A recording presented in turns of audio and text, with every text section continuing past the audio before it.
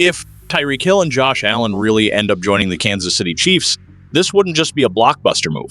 It would go down as one of the most shocking and powerful roster builds in NFL history. Tyreek Hill reuniting with Mahomes could reignite that explosive chemistry that once terrified every defense in the league. And if Josh Allen joins forces with this already stacked team, we're talking about a nightmare for opposing coordinators.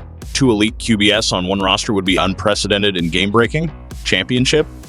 If this becomes reality, the Chiefs aren't just contenders. They're likely to lock in the Super Bowl. This could be the most dominant squad we've seen in years. Do you think Tyreek Hill and Josh Allen could really play on the same team? Would this make the Chiefs unstoppable? Drop your thoughts in the comments and hit that like, subscribe if you believe this is Kansas City's year. Let's go, Chiefs. The air at Arrowhead isn't just filled with the echoes of past triumphs or the rhythmic thud of war drums heralding another autumn clash. It's charged with something fresh, untamed, and electrifying. The Kansas City Chiefs have officially concluded their rookie minicamp, and what started as quiet murmurs within the building, they've erupted into bold proclamations. These aren't just athletes, they're warriors, hungry, relentless, brimming with untapped potential. And make no mistake, some of these no-name rookies are already climbing the depth chart, ready to challenge seasoned vets who still have something to prove. But before we break down 40-yard explosions, jaw-dropping highlight reels, and unexpected roster shifts, let's rewind to something that may have flown under the radar for most fans, yet is setting social media ablaze. Smash that like button for more Chiefs intel. Patrick Mahomes' half-brother made an appearance at rookie minicamp. And no, it's not Jackson. It's Graham Walker, a tight end from Rice who previously spent 3 years at Brown. Last season, he notched 24 receptions for 252 yards. Not headline stats, but solid work from a competitive AAC program. What's more compelling is the family connection. Graham shares a father with Mahomes and has been a steady source of encouragement during his college journey. Will he make the final 90-man roster? The odds are long. But these are the stories that give training camp its heart. They're the soul behind the sweat. Now let's pivot from human interest to headline deals. First-round offensive tackle Josh Simmons just penned a 4-year fully guaranteed contract worth $14.06 million, less than Jalen Moore's 1-year cap hit, despite Moore being projected as the starting left tackle. Simmons is still sidelined for rehab, but is ahead of schedule, according to coach Andy Reid. His knee injury in 2024, it lit a fire. Now it's full throttle. Buried in the playbook, absorbing mental reps, Simmons says he's prepared to contribute in any role starter backup scout team. He's got the mentality of a seasoned pro. Then there's Brazard Smith, the Chiefs' 7th-round running back with first-round acceleration. Clocked at a blazing 4.39 in the 40-yard dash, Smith showed off elite burst in minicamp. Quick twitch movement that makes defenders hesitate. Compact and powerful like Pacheco. With a background as a wide receiver at Miami, Smith transferred to Samoa and exploded for nearly 2,000 all-purpose yards. He's got the tape, he's got the swagger, and he's got the coaches watching his every move. I'm going to show who I am without a doubt, Smith declared, and he means it. Another breakout, 4th-round wide receiver Jalen Royals. Though he missed the final 5 games of his college season with a foot injury, he still recorded a 9.1 relative athletic score and a 4.42 40 while not at full health. His 10-yard split topped all receivers at the Combine.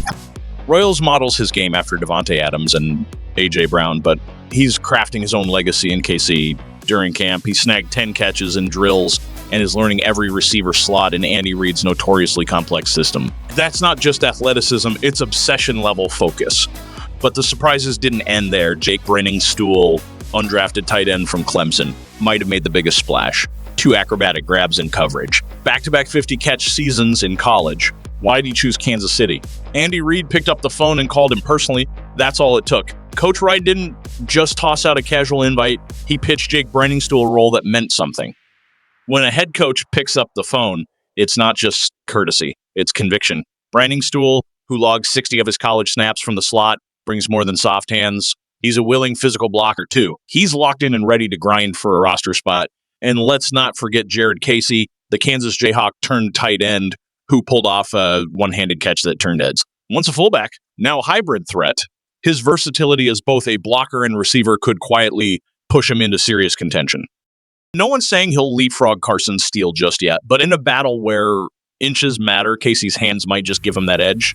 Then came the first significant wave of roster movement, Blake Lynch being waived. Expected, but when B.J. Thompson was released, emotion stirred.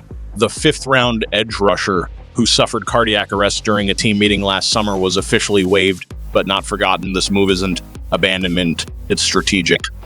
If he clears waivers, he'll revert to Hoffa and continue to receive the care and support he needs. Coach Reed confirmed Thompson is making progress. That's what truly matters. This is compassion and football coexisting. Now let's turn back to the trenches. Ashton Gillott, the rookie defensive end, is already soaking up advice from offseason training partner George Karlaftis. Chemistry is being built before the pads even come on. But Gillott's story goes beyond the gridiron. He's donated most of his NIL earnings to veterans and homeless charities. That's character, that's leadership.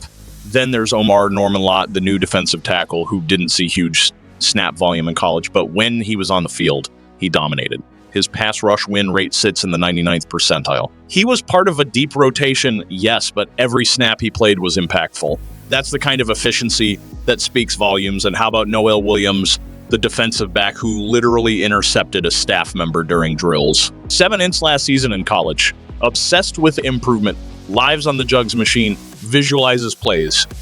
Willing to line up anywhere, safety, corner, special teams, you name it. That's the kind of selfless utility that coaches love. Lastly, we spotlight Jeffrey Bassa, a linebacker with a safety's instincts and a quarterback's brain. He wore the green dot in college, the signal caller of the defense. He's a film room junkie, a cerebral, high IQ player, and he wears no 31 to honor his late teammate Kyrie Jackson, who tragically passed in a car accident this year. That's not just symbolic, it's sacred. This journey is personal for Bassa, and we're rooting hard for him, and that's just the first 4,000 characters. These rookies, their stories, their grit, it's not just filling spots. It's reshaping the identity of this franchise, but we've only scratched the surface. So here's the question. Who's your early favorite from rookie minicamp? Think Brainingstool breaks through as Royals the next breakout are? Drop your takes in the comments. Now, let's keep it moving. Chiefs Kingdom, because part 2 of rookie minicamp gave us even more reasons to believe this 2024 class might be truly special. One name to circle in bold, Elijah Badger. Undrafted, sure. Underestimated, not a chance. This kid showed up to camp with a chip on his shoulder the size of a lineman's lunch tray. Why? Because he knows he should have been drafted. At 6'1", 200 lbs, Badger mirrors Jalen Royals in build, but he's 24, laser-focused, and ultra-efficient. Not a single drop last season, 39 receptions over 800 yards, and a staggering 20 yards per catch. That's not just production, it's precision, crisp routes, silky hands, unshakable intent.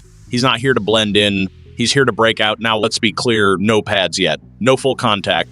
But the urgency is real. These rookies are absorbing complex installs, devouring mental reps, and sprinting through walkthroughs like their futures depend on it. Because for many of them, every roster spot is earned. Every rep is scrutinized. There's no room for hesitation. Coach Reed has made it clear this camp may emphasize receivers, but every position group is under the microscope. Veterans arrive soon for mandatory minicamp, and when they do, it's go time. The rookies who impress now, they earn momentum, they earn opportunity. And from what we've seen, Smith, Royals, Brainingstool, Bassa, Badger, they're not just keeping pace, they're accelerating. This roster isn't just getting deeper. It's getting sharper, smarter, hungrier, if this rookie class keeps rising. The Chiefs won't just reload, they'll redefine. Who stood out to you most? Which undrafted sleeper has the best shot? Sound off in the comments. Smash that like. Subscribe for more in-depth Chiefs content. Let's ride Kingdom. Go Chiefs. This one's got everything heartbreak, Hollywood heat, and headlines that'll make your jaw hit the floor. But before we plunge into the social storm that's got the internet buzzing louder than Arrowhead on a playoff night, smash that like button, drop your spiciest take in the comments, and subscribe if red and gold runs through your veins. Now imagine this. One of the NFL's biggest stars, a tight end as known for his touchdown swagger as he is for his all-pro dominance, suddenly severs digital ties with one of Hollywood's biggest names. No statement, no warning, just unfollowed. And in today's media-savvy world, that move screams something, especially when the person on the other end isn't just some A-lister. He's part of the inner circle. But here's where it turns cinematic. Behind this quiet social media cut is a whirlwind of 2 celebrity relationships, a Hollywood lawsuit, and a tight-knit friendship unraveling before our eyes. Just months ago, they were cheering side by side at the Super Bowl. Now, cold shoulders, closed lips, and speculation running wild. So what's really happening? Time to spill it. And Travis Kelce has unfollowed Ryan Reynolds on Instagram. Fans noticed fast, and it raised more than a few eyebrows because Reynolds is famously close with Blake Lively, who just so happens to be one of Taylor Swift's longtime best friends.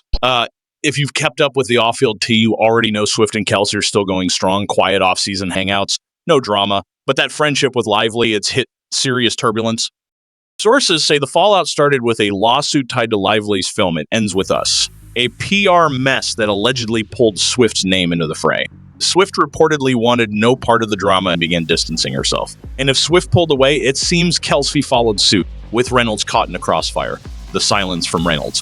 Deafening, no denial, no clarification, just more fuel for the fire. And all of this drops in the shadow of a bitter Super Bowl 59 defeat, the one that derailed Casey's three-peat dream. Kelce, despite a solid year, was nearly invisible in that game, 39 yards.